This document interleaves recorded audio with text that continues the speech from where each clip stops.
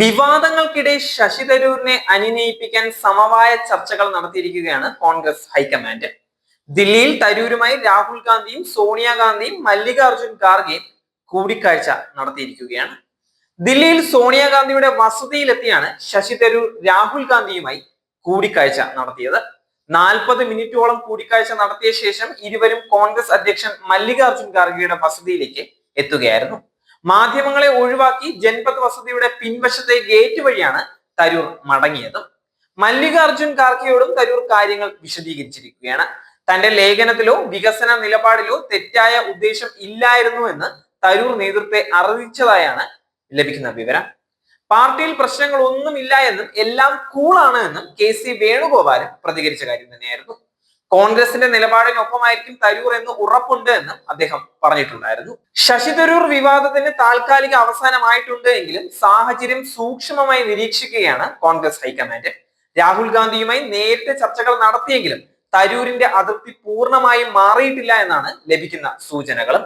മാധ്യമങ്ങൾക്ക് മുന്നിൽ നേരിട്ടെത്തി ചർച്ചയുടെ വിശദാംശങ്ങൾ പങ്കുവയ്ക്കാൻ തരൂർ തയ്യാറായിട്ടില്ല. പരസ്യ പ്രതികരണങ്ങൾ പാടില്ല എന്നുള്ള നിർദ്ദേശം ഹൈക്കമാൻഡ് നേതാക്കൾക്ക് നൽകിയെന്നാണ് ലഭിക്കുന്ന സൂചനകൾ.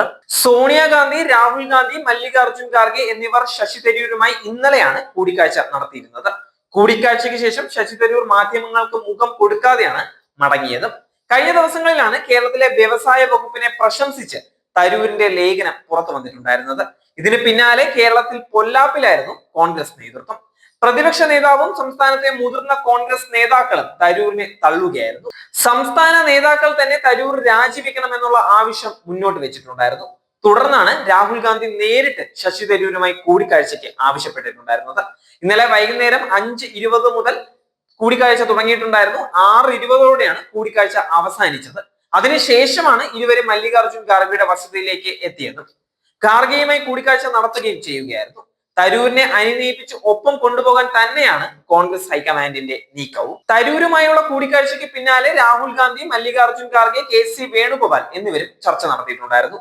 ലേഖന വിവാദത്തിൽ കേരളത്തിലെ നേതൃത്വം കടുത്ത അതൃപ്തിയിൽ തന്നെയാണ് ഇപ്പോഴും ഉള്ളത്.